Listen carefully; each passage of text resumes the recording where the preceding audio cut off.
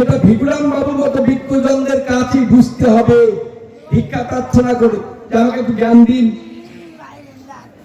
আমরা যদি সেই জ্ঞান অর্জন করবার উপযুক্ততা অর্জন করতে না পারি, তাহলে বেদ বিরুদ্ধ আদর্শের চর্চা করলে আমরা বিপদগামী হব।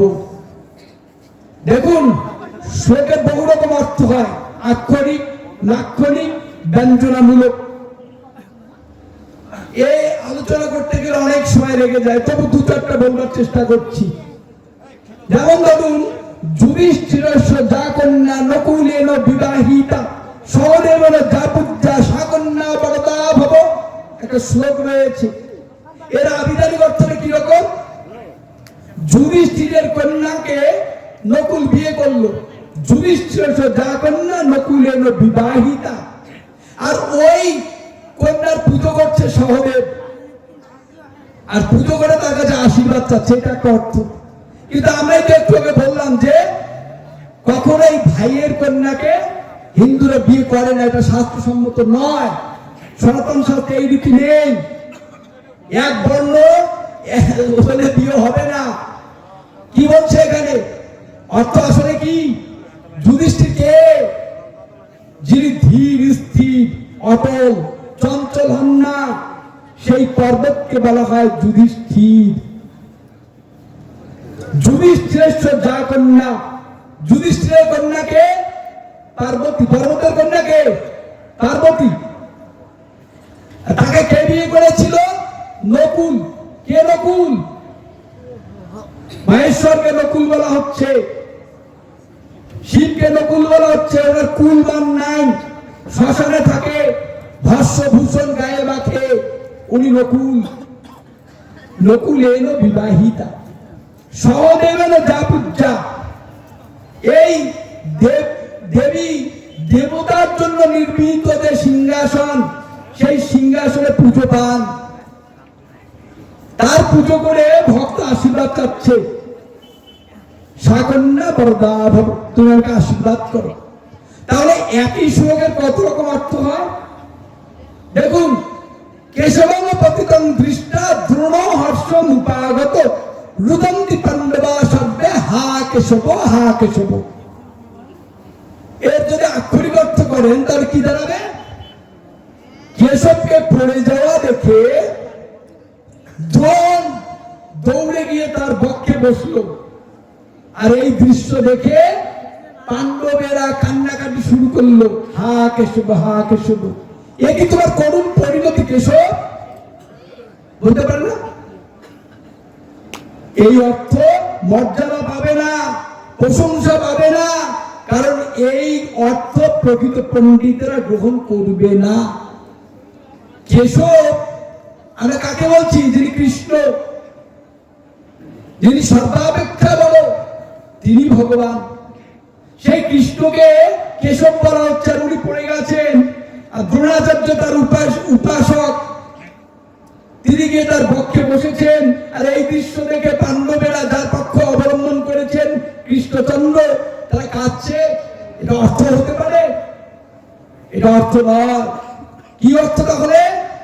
কে একটা হাইফেন আছে, একটা টান আছে, তারপরে তালব্যস্বর ব, দন্তস্বর ব নয়, তালব্যস্বর ব মানে মৃতদেহ। এই মৃতদেহ কে মানে জল, জলের মধ্যে একটা মৃতদেহ ভেসে যাচ্ছে, আর দ্রোণ গিয়ে ওই বক্ষে বসেছে। দ্রোণকে? ওই দ্রোণাচার্য নয়, দ্রোণ বলা হচ্ছে কাককে। এই ঢাল কবে পাতি কবে আসে না, আমরা তো কাউয়া বলি, আমরা তো রংপুরিয়া, তাই না? অংপুরিয়া আমরা কাউয়া বলি। তো এই কাক পাখি ক্ষুদ্র পক্ষী, সে গিয়ে ওই সব দিকের উপর বসে ওটাকে ব্যবচ্ছেদ করছে, খাচ্ছে। ওই দৃশ্য দেখে তীরে থাকা যে শ্রীগাল মামারা রয়েছে তারা হুক্কা হুয়া করছে, কান্নাকাটি করছে। পাণ্ডব মানে কি? পাণ্ডবের এক অর্থ হচ্ছে শ্রীগাল। তাহলে কত দূরে উত্তর গেল? এরকম অনেক শ্লোকেরই তিন রকম অর্থ হয়, আবিধানিক, লাক্ষণিক, ব্যঞ্জনামূলক। কখনো লক্ষণ দেখে বুঝতে হবে। যেমন ওই বাড়িতে যখন অবস্থান করছিলাম তখন এক মহিলা বলছিল, তুই এটা কি কাম করলু রে, তোর বাবা শুকায় দেন, তুই মোবাইলটা আসতে ফেলালু, তোকে ফুল দিয়ে পূজা করবে। মা মুখে বলছে তোর বাবা আসুক তো ফুল দিয়ে পূজা করবে, কিন্তু অর্থ কি, কি বোঝাতে যাচ্ছে? তো ভাবক দেখি জনার্দন, যারা প্রকৃত অর্থ বুঝবার চেষ্টা করে তারা বোঝে, কিন্তু বাজে কানে এটা বোধ আসে না, এগুলো শব্দ প্রবেশ করে না, কারণ ও তো একটা বিদ্যা নিয়ে আছে, ওর বোধোদয় হবে না, ও বধির, ও কানে শোনে না, ওকে কিভাবে জাগাবেন আপনি? আচ্ছা, সংস্কৃত শ্লোকের কথা বাদ দেন, এখানে মাস্টার মশাই রয়েছেন, মাস্টার মশাই প্রায় সময় বলেন যে ভাড়ারে বারন্ত চাল, ঘরে নাই চাল, তবু লোকে মারে চাল, একই দেশের হাল চাল, ছয়াকার ল একই বানান, প্রয়োগের তারতম্যে এই চালের কত রকম অর্থ দেখুন। ভাড়ার মানে বাড়িতে যে ভাণ্ড রয়েছে, মাটির পাত্র রয়েছে, মায়েরা চাউলকে ভালো রাখবার জন্য ওখানে সেই চাউল রাখে। এখন চাল ফুড়ে গেছে এই কথাটা মায়েদের বলতে নেই, প্রতি দেবতাকে বলতে হয় চাউল বাড়ন্ত, বাধা যাচ্ছ, চাউল কিন্তু বাড়ন্ত, মানে ফুড়ে গেছে, নিঃশেষ হয়ে গেছে, বাড়ন্ত বলতে হবে, চাল ফুড়ে গেছে এই কথা পতিকে বলা যায় না, তাই বলছে ভাড়ারে বাড়ন্ত চাল, ঘরে নাই চাল, মানে ঘরে ছাউনি নেই, তবু লোকে মারে চাল, তবু মানুষ ইয়ার কি করে, ফাজলামি করে, এই কি দেশের হালচাল, এই কি দেশের অবস্থা? দেখেন একই চাল কত অর্থ হয়ে গেল। মনে করি করি হয় হয় হয় না। আপনারা ভাবছেন পণ্ডিত মশাই কোন শ্লোক বলতে যাচ্ছে কিন্তু পাচ্ছে না, বিদ্যা খতম। কিন্তু আমি তা বলছি না, আমি কি বলতে যাচ্ছি, মনে করি করি হয় হয় হয় না। মনে করি যে আমি হাতি কিনবো কিন্তু ঘোড়াই হয় না। করি মানে কি, করি মানে হচ্ছে হাতি, হয় মানে হচ্ছে ঘোড়া, অশ্ব। মনে করে হাতি কিনবো আর ঘোড়ায় কিনতে পারি না। 8 টাকায় কিনেছি 8 সের চিনি, অন্য লোকে ভুয়া দেয়, ভাগ্যে আমি চিনি। প্রয়োগের কারণে অর্থ দুরকম হয়ে গেল। চেনা মানে জানা, আবার চেনা চিনি মানে কি, চিনি খাদ্যদ্রব্য, মিষ্টি দ্রব্য। এরকম বহু শ্লোক রয়েছে। মাস্টার মশাইয়ের কথা বলতে গিয়েছিলাম মূলত ইংরেজি প্রবাদ গুলো বলবো জন্য। কি সেটা, যে ওই ওনার ছেলে তো অনেক ভালো কাজ করেছে, অনেক উচ্চ মার্গে অবস্থান করছে, তা আমার ছেলে পরীক্ষায় খারাপ করেছে, এখন আমি ওকে শাসন করে বলছি ইজ মানে my son cuts sorry finger in the exam. এখন যদি আবিধানিক অর্থ করেন, মাই সন আমার সন্তান, সরি ফিঙ্গার বিদ্যাঙ্গুলি কেটেছে, আমার ছেলে পরীক্ষা খারাপ করেছে, সেটি না বলে আমি যদি বলি যে আমার ছেলে পরীক্ষা কি করেছে, আঙুল কেটে ফেলেছে, তার অর্থ হবে he is thinking the cup. কি মানে কি, কাপ পান করে কেউ, he is thinking the cup, এর অর্থ কি, লাক্ষণিক অর্থ হবে যে কাপের মধ্যে যে দ্রব্য, যে চাটা রয়েছে সেটি পান করে, কাপটাকে পান করে না। কিন্তু ইংরেজরা বলছে he is thinking the cup, my son cuts sorry finger in the exam. এরকম বহু রয়েছে, বহু বহু। তাহলে অর্থ বোধ থাকতে হবে, আর অর্থ জানতে হলে পাণ্ডিত্যের কোনো বিকল্প নেই। পাণ্ডিত্য অহংকারের জন্য নয়, পাণ্ডিত্য হচ্ছে জানার জন্য, বোঝার জন্য, বোধের জন্য, অনুভবের জন্য। সেটি না থাকলে সাত্বিক আহার কোনটি, আর কোনটি আহার গ্রহণ করলে পুজোর উপযুক্ততা আসবে, এটা আমাদের জানতে হবে। যে কোনো পুজো করতে গেলে 3 দিন ব্রতী থাকতে হবে। পুজোর পূর্ব দিন সংযম, পুজোর দিন উপবাস, পুজোর পর দিন পারণ। 3টি দিন অবশ্যই আপনাকে ব্রতী হতে হবে। ব্রতারম্ভে ব্রতীকে শাস্ত্রবিহিত কর্তব্য কর্মের চর্চা করতে হয়, না হলে ব্রত করবার উপযুক্ততা আসে না। এইভাবে চর্চা করুক। একদিন দেখবেন ও মাছ মাংস ছাড়বে কি, মাছ মাংস ওকে ছেড়ে গেছে। অনেক ব্রাহ্মণ ছেলেকে আমি দেখেছি। আমি অনেককে এই শাস্ত্র আলোচনার দিকে ধাবিত করবার জন্য চেষ্টা করেছি। আজ বাংলার গৌরব অনেক হয়ে গেছেন এই আলোচকরা। তারা একসময় অনেক খাদ্য গ্রহণ করত, যখনই শাস্ত্রের তাৎপর্য বুঝতে ছিল আস্তে আস্তে আমি যে খাদ্য খাই সে খাদ্য তারা ত্যাগ করেছে। মানে তারা অনেক ঊর্ধ্বে চলে গেছে। তাহলে এটাই হচ্ছে আমাদের চর্চা। গুরুর চেয়েও শিষ্য অনেক সময় বড় হয়ে যায় যদি নিষ্ঠা থাকে আর ভগবত কৃপা থাকে। এটাতে গুরুর গৌরব নষ্ট হয় না। এটাই চর্চা করতে হবে আমাদের। তাহলে আমরা সাত্বিক আহার কোনগুলো সেটি বুঝতে পারবো। শাস্ত্রে বলা আছে যে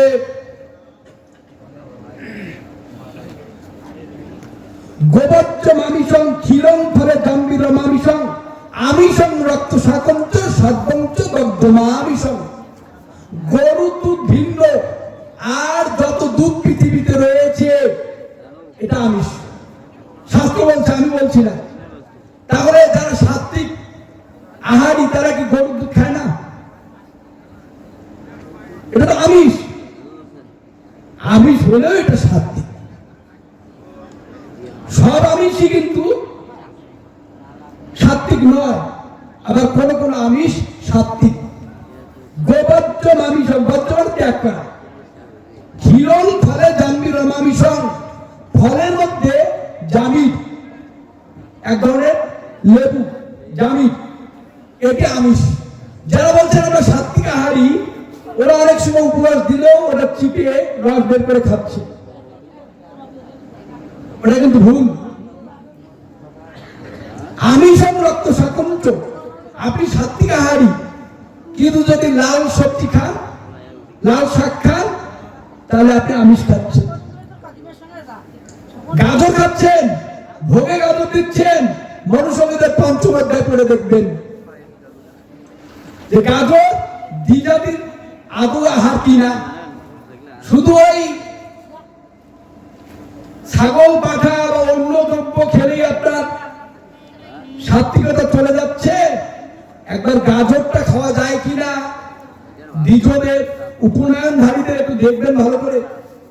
শাস্ত্র তো পারেন না, নিজ নিজ সম্প্রদায়ের চটি বইগুলোই তো আপনাদের একমাত্র অবলম্বন। একাদশীতে এরা বলে যে কি পঞ্চশস্য খাওয়া যায় না, আর লিখে দেয় 15-20টা লিখে দিয়ে বলে পঞ্চশস্য বর্জনীয়। আরে পঞ্চমানে যে 5 এটা জানার বিদ্যাও নেই। পঞ্চমানে 5 এটাও জানে না। ওদের একাদশী তত্ত্বে দেখবেন লেখা থাকবে একেবারে পঞ্চশস্য খাওয়া যাবে না বলে এক কথা লিখছে। আর এবার পঞ্চশস্য প্রশ্নই নেই।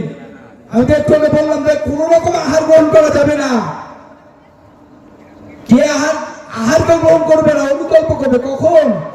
যখন অপারক। ব্রত করবার মতো, উপবাস করবার মতো শারীরিক সামর্থ্য যার নেই, সে অনুকল্প গ্রহণ করবে। অনুকল্প হিসেবে 9টা দ্রব্য মাত্র গ্রহণ করা যায়, অধিক কিছু নয়। এক গাদা তরি-তরকারি রান্না করে ওটা অনুকল্প হয় না। অনুকল্পের জন্য ফল রয়েছে, বায়ু রয়েছে, দুধের বাষ্প রয়েছে 9টি। দেখে নেবেন, শাস্ত্রাদি পড়বেন। সব খাদ্য গ্রহণ করা যায় না অনুকল্প বলে। শুধু পঞ্চশস্যের কথা বলে আপনি একদম উপবাস করলেন তা হবে না। আমাদের অবশ্যই শাস্ত্র মেনে কাজ করতে হবে। প্রশ্ন এসেছে, পিতামাতা মারা গেছে, অসুজন্ত দ্বিতীয় দিনটি হচ্ছে একাদশী দিন, উপবাসের দিন। এই দিন আমি কি শ্রাদ্ধ করতে পারি? চাউল, কলা, ঘি, মধু, গঙ্গা জল দিয়ে ব্রাহ্মণরা আমাদেরকে পিণ্ড দেওয়ায় এ কি আমার বাবার উদ্দেশ্যে, মায়ের উদ্দেশ্যে দেয়া যাবে? খুব গর্বিত প্রশ্ন করেছেন। ভদ্রলোক সত্য অর্জন করতে চায়, অর্জন সে করেছে, জানাতে চায়। উনি জানার জন্যই এই প্রশ্ন করেছেন। বিদ্যায় বিনয় আছে তাই করেছেন। একাদশং ধনং ধান্য শ্রাদ্ধকর্তা লভেন নর যথা ভূপবসরচ্ছে যচ্ছন্নে মানুষ স্থিতম। একাদশীতে যা শ্রাদ্ধ উপনীত হয়, আর যিনি শ্রাদ্ধ করেন, শাস্ত্র বলছে উভয় ধনধান্য হয়, রাজপ্রাসাদ লাভ করে। আপনি ভাবছেন যে আমি উপবাসী আর বাবা মাকে দিচ্ছে অন্নপিণ্ড, এটা কি ঠিক? আলবৎ ঠিক। কোথায় পাবো? বৎসপুরাণ পড়বেন, বলছে পিতা যদি দেবজাত শুভকর্মাণ জগত তদন্নে মিথ্যাং হত্যা দত্তত্বে মধ্যমাংসাদি পশুত্বে চত্রিণাং ভাবে মনুষ্যত্বের পানাদি নানা ভোগ্য রসং ভাবে।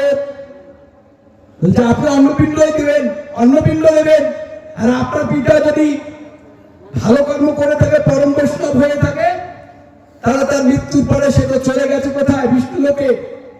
বলছে দেবলোকে গেছে। আপনার অন্নপিণ্ড ভগবান পাঠিয়ে দিবে তার কাছে অমৃত রূপে। আপনি চাল কলাই দেন আর ফলই দেন, সেটাকে আপনি তার কাছে পাঠিয়ে দেবেন? সামর্থ্য আছে আপনার? নেই। কে পাঠিয়ে দেওয়ার দায়িত্ব কার? সেই ভগবানের। তিনি বলেছেন, প্রতিজ্ঞা করেছেন যে তুমি তোমার শাস্ত্রবিহিত পিণ্ডটাই দাও, আমি পাঠিয়ে দেবো কোন জনিতে আছে সেই খাদ্য রূপে।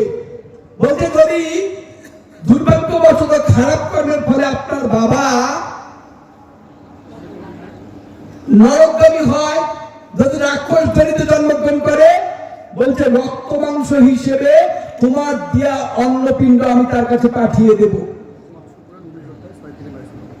মৎস্য পুরাণের 19 অধ্যায়ে 6 থেকে 9 নম্বর শ্লোকটা পড়ে দেখবেন। বানিয়ে বানিয়ে বলবার, এখানে তো রেকর্ড হচ্ছে, তাই না?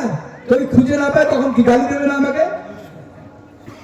যদি একটু শ্লোক এদিক ওদিক হয়ে যায়, স্বাস্থ্য ঘাটলে পাবেনই। হলপ করে বলছি, সত্য কথাই বলি, মিথ্যা বলবার জন্য আসিনি। হঠাৎ করে স্বাস্থ্য আলোচনা আসিনি। আমি যার কাছে স্বাস্থ্যের চর্চা করেছি, উনি কলকাতা বিশ্ববিদ্যালয় থেকে সংস্কৃত বিষয়ে সম্মান অথবা অনার্স ডিগ্রি এবং মাস্টার্স ডিগ্রি অর্জন করেছেন। অনিল চন্দ্র ভাদর মহাশয়, যিনি আমার জ্যেষ্ঠতাত, জ্ঞানে গম্ভীর, তার পাদতলে বসে স্বাস্থ্য চর্চা করেছি। হঠাৎ ফেসবুক নামক বিশ্ববিদ্যালয়ে, ইউটিউব নামক বিশ্ববিদ্যালয়ে বিদ্যা জাহির করবার জন্য খ্যাত হইনি। আমি যার কাছে বিদ্যা অর্জন করেছি, তিনি একজন বিদ্বান, বিনয়ী, সদা যেই বাস করে চন্দনের বনে, চন্দনের গন্ধ সে কি কভু নাকি জানে?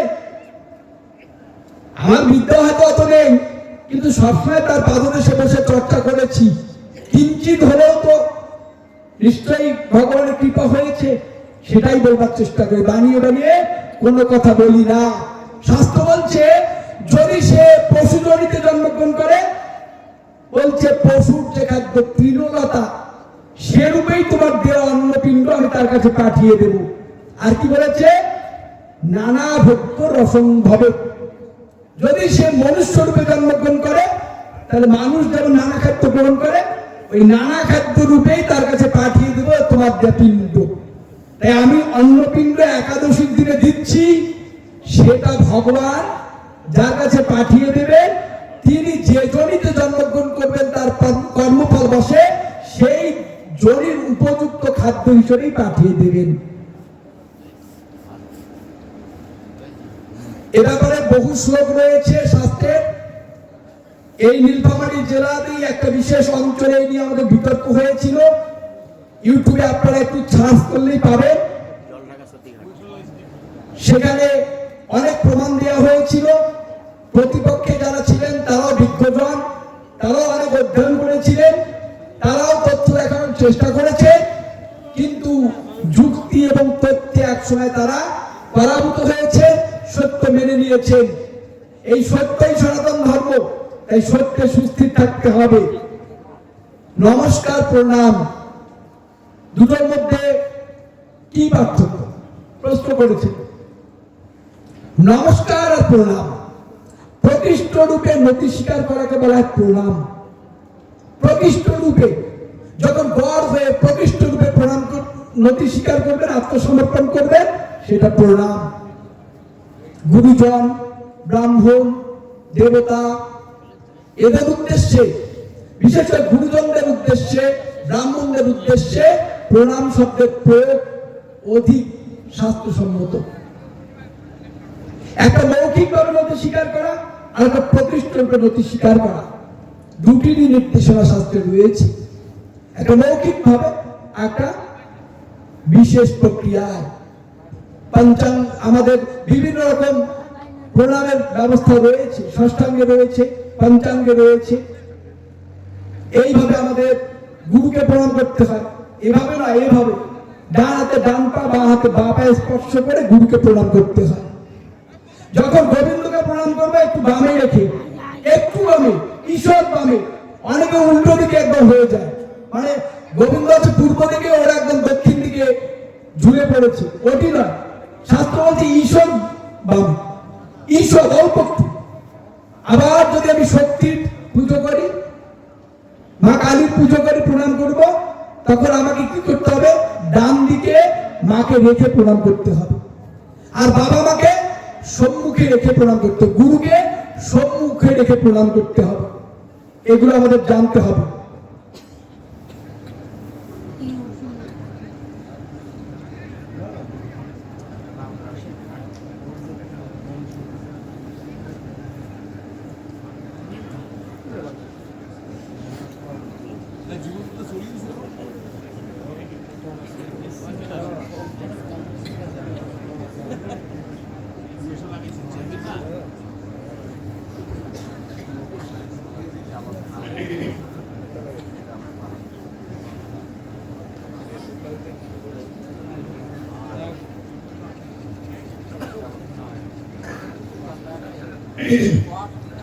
খুব সুন্দর প্রশ্ন করেছেন গোকুল চন্দ্র রায়, উনি অনেক প্রশ্ন করেছেন। তার মধ্যে যেটি খুব গুরুত্বপূর্ণ আমার মনে হচ্ছে সেটি বলছি, সেটা হচ্ছে মাতার স্বপিণ্ডীকরণের ৫ম দিন পূর্বে জ্ঞাতির মধ্যে কন্যা সন্তান ৯ম মাসে মৃত সন্তান প্রসব করে মনে হয়, লিখতে গেছে। এখন স্বপিণ্ডীকরণটি উক্ত দিনে হবে কিনা?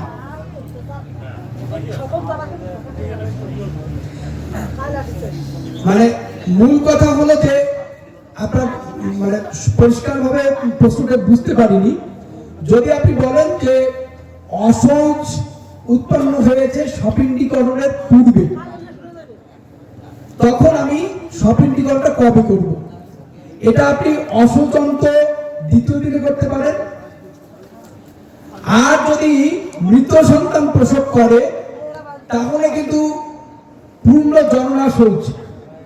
আবার সন্তান হয়ে কান্নাকাটি করে মারা যায়, তখন অশৌচ কম। এখন কোনটি ঘটেছে ওটি ভালো করে শুনেই আপনাকে বিধান নিতে হবে।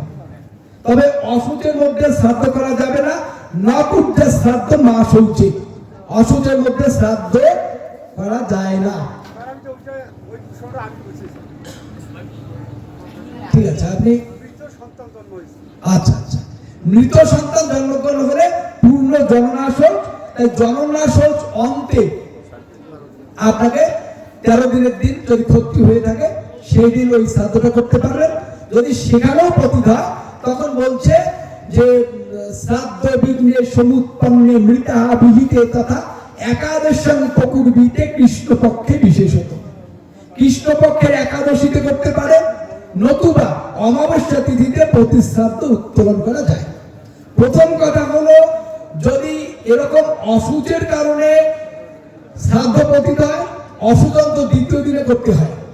যদি সেটাও কোনো কারণে না হয়, তখন প্রতিশ্রাদ্ধ উত্তোলন করবার বিধি শাস্ত্রে রয়েছে, কৃষ্ণপক্ষের একাদশী বা অমাবস্যায় তখন আপনাকে করতে হবে।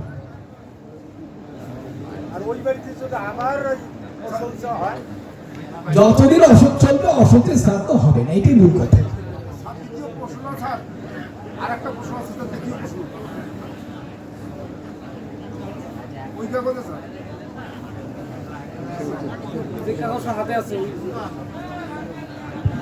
না, সন্তান জন্মের পর যদি সেই সন্তানটা মারা যায় কান্নাকাটি করে, তখন তার কতদিন অসুখ এটা আগে আপনাদের শাস্ত্রে দেখতে হবে।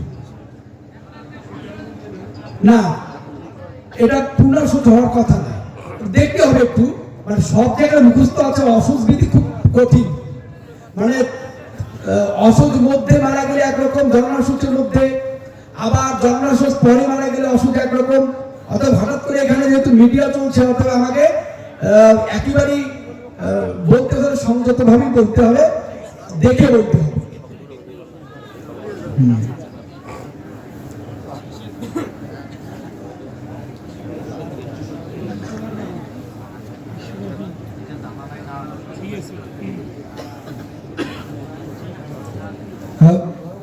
এই ভদ্রলোক সুন্দর প্রশ্ন করেছেন যে আদ্য শ্রাদ্ধ করানো হয়, এটা করার উদ্দেশ্য ব্রাহ্মণরা বলছে যে ওই স্বর্গপ্রাপ্তি কাম ইত্যাদি বলে এই শ্রাদ্ধটা করছে।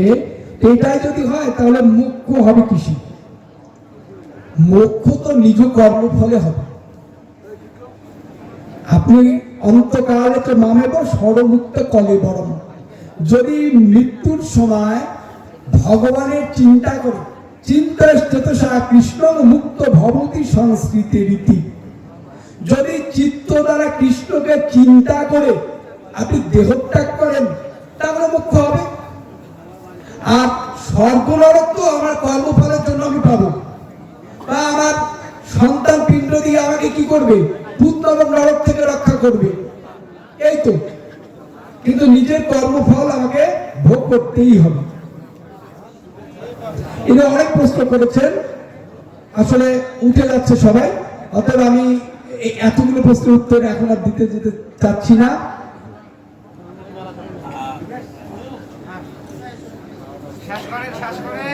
সুন্দর সুন্দর। তো আমাদের মাসিক শ্রাদ্ধ কতগুলো, 14টা মাসিক শ্রাদ্ধ করা হয় না? তো এটা তো পুরোটা করেনি, 14টা মাসিক শ্রাদ্ধ, 12 মাসে 12টা, দুটো অতিরিক্ত। হ্যাঁ, মন্ত্র তো আলাদা। আলাদা বলতে কি, মানে যে মাসিক করবে তখন সেই মাসের তো তিথি তিথি উচ্চারণ করে করতে হবে, মন্ত্র পুরো এক তো বলা যাবে না।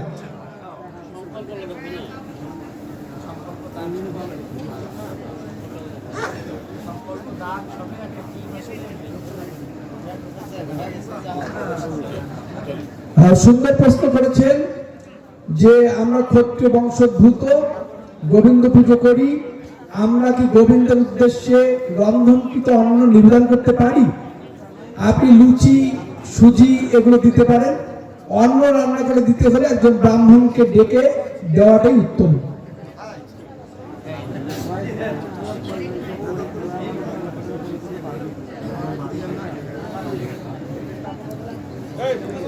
গায়ত্রী বা আস্পন না করে গীতা অধ্যয়ন করা যায়, এটা স্বাস্থ্যসম্মত হতে পারে না।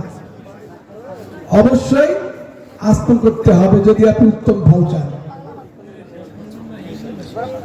মোটামুটি ভাবে আমার মনে হয় যে প্রায় প্রশ্নের উত্তর চলে আসছে।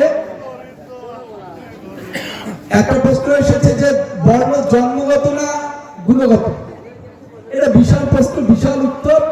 শুধু এটুকুই বলবো যে পূর্ব জন্মের অর্জিত কর্মফল বসে আমি বর্তমান জন্ম। এই অতিশঙ্গীটা বলছে জন্মনা ব্রাহ্মণজ্ঞ সংস্কার দ্বিজোচ্যতে বিদ্যা জাতি বিপ্রস্তম সত্যস্তিভি রেবচ, জন্ম দ্বারাই বর্ণ। যারা এতক্ষণ পর্যন্ত আলোচনা শ্রবণ করলেন তাদের সকলেরই আমি সদ্গতি কামনা করছি।